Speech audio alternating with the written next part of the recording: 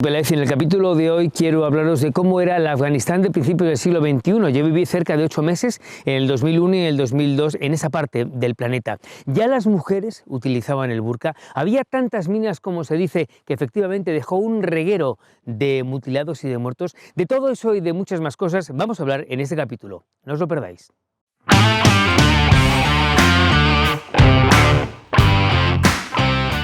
¿Qué tal? ¿Cómo estáis? Hoy y en las próximas entregas vamos a hablar de Afganistán. Viví en Afganistán 8 meses entre el 2001 y el 2002. Tras 5 años de dictadura, de terrible dictadura, finalmente los talibanes se marcharon del poder, aunque dejaron muchas muertes físicas, económicas y psicológicas. Durante años, las mujeres vistieron el burka, ese disfraz a modo de cárcel con celdas, a la altura de los ojos incluidas. Dentro de esa penitenciaría que cubría el cuerpo, había caras hermosas, muy hermosas, ojos verdes, rasgados, color aceituna, pero todas con una mirada de melancolía que les invadía. Los hombres tenían que dejarse barba, eran barbas largas, muy alargadas hacia el infinito, como las conciencias de los mulás, de los clérigos, los supuestos guías espirituales de los talibanes. Cuando llegué en noviembre del 2001, el talibán acababa de capitular.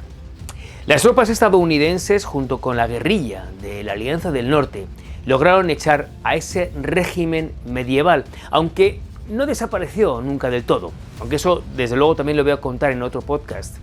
Los guerrilleros de la Alianza del Norte eran los pequeños reductos y los únicos que hicieron frente al talibán. Estaban comandados por Ahmad Massoud. Massoud es varias cosas. Primero, es una de las figuras de la historia militar contemporánea más admiradas. Era un genio militar que con muy poco armamento, con mucha capacidad intelectual, entendiendo muy bien la potencialidad que le daba un territorio muy montañoso, supo resistir de manera absolutamente extraordinaria a la presión talibán y antes a la presión rusa. En ese sentido, él era un mito. Era un referente. Ya en el plano político, él representa otra forma de ser afgano, una forma distinta a la yihadista característica del mundo talibán, del mundo mujahidín, del mundo pashtún, muy radicalizado en esta comunidad mitad afgana, mitad pakistaní. De ahí que finalmente Estados Unidos, cuando decidió poner fin al régimen talibán tras los atentados del 11 de septiembre, lo que hiciera básicamente fue apoyarse en Massoud. Con el sobrenombre de León del Pasir.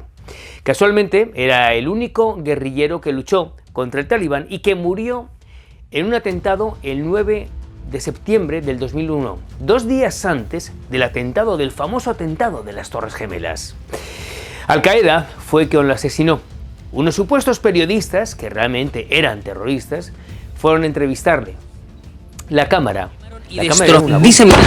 murieron casi todos por todo el país. Afganistán era una mina. Los soviéticos, durante su invasión que duró más de 10 años, allá por los años 80, dejaron un reguero de minas diseminadas por todo el territorio. He ido decenas de veces a Afganistán y siempre que voy paso por el centro ortopédico de la Cruz Roja en Kabul, que además ha tenido que crear otros 7 centros en todo el país por la cantidad de personas accidentadas por culpa de las minas, por culpa de los explosivos sin explosionar o los artefactos sin explosionar que han quedado de todas las batallas que ha habido en Afganistán, no solamente de la época de los soviéticos, que los soviéticos dejaron mucho material abandonado, pero después llegaron los señores de la guerra que lucharon entre ellos en los 90 y también destruyeron un montón de material o dejaron material sin explosionar. Luego llegaron los estadounidenses mandando bombas desde el cielo y también dejaron mucho material sin explosionar. Y todo ese material finalmente acaba golpeando durísimamente a los civiles, con lo cual el número de personas que han sido víctimas de amputaciones en Afganistán se ha multiplicado en los últimos años. Miles de inocentes afganos, muchos de ellos niños, quedaron mutilados para siempre. Se trataba de terribles mutilaciones que estaban calculadas. Les cercenaban las piernas. En el mejor de los casos, muchos morían.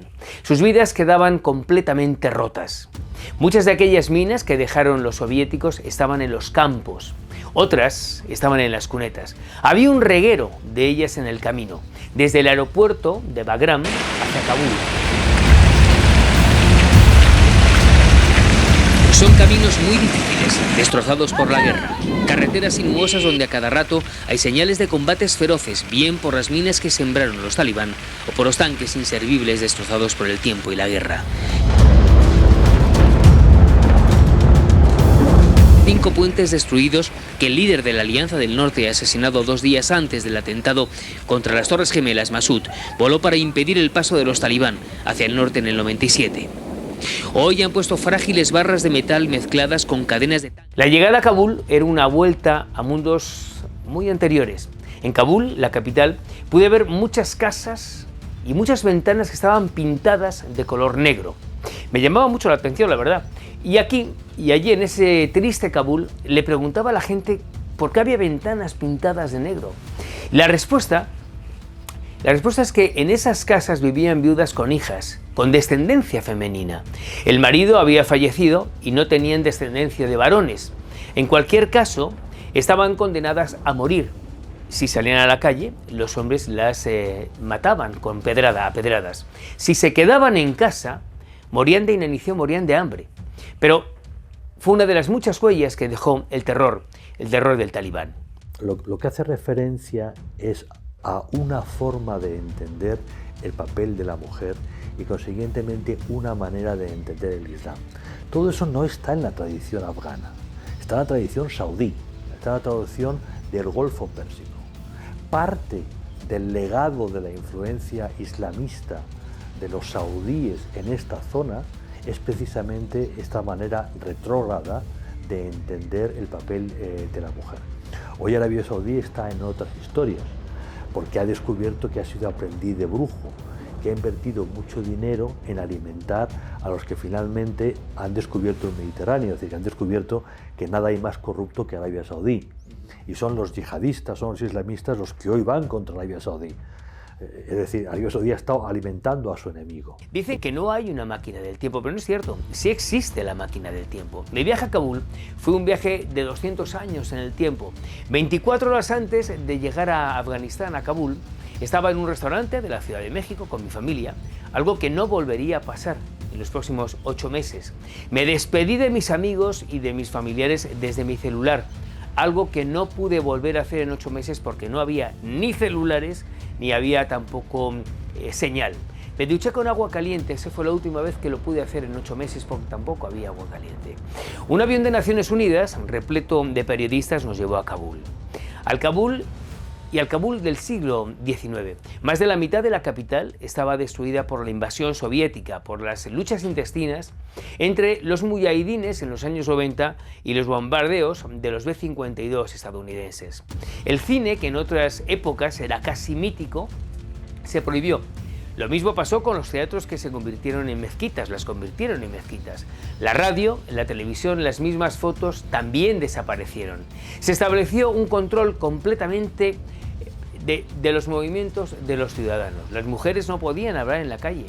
Las niñas, a partir de los 10 años, tampoco tenían derecho a estudiar, a ir a la escuela. El país vivía sumido en la pobreza más absoluta.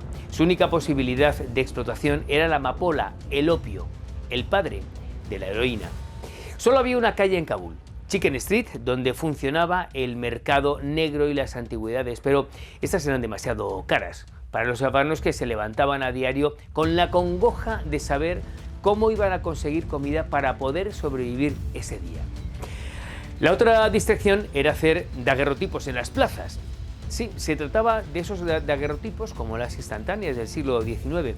¿Se acuerdan ustedes? ¿Os acordáis? Aquel tipo que se metía en una especie de forro para que no entrara la luz y que manipulaba las lentes mientras la persona que se hacía la instantánea no podía moverse durante varios minutos. Esa era la única distracción que tenía en aquella ciudad de más de 5 millones de habitantes. Tampoco había restaurantes, ni mucho menos salas de fiestas, aunque sí las había habido. Todo eso había existido en aquella Afganistán, en los años 60, en los años 70. Ahora solo existía una vida completamente censurada, con mucha miseria y con mucha tristeza. Sin embargo, el día que llegué, hubo una parte de la bienvenida que nunca imaginé que sería tan hermosa, y mucho menos en aquella Afganistán. Según me acercaba a Kabul, cuando llegaba de Bagram, el cielo empezó a ser multicolor. Había azules, había rojos, había morados, había amarillos, había verdes esperanzas, muchos verdes.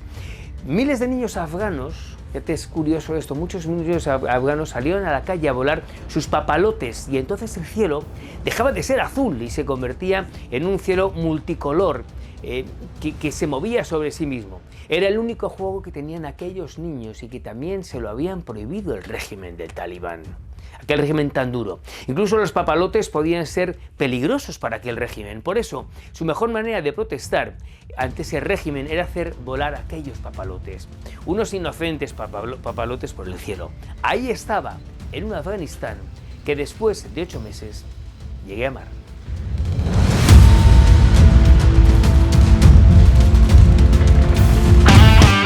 Recuerda que también puedes escuchar mi programa en Inbox, Spotify, Google Podcast y Apple Podcast en Alberto Peláez TV.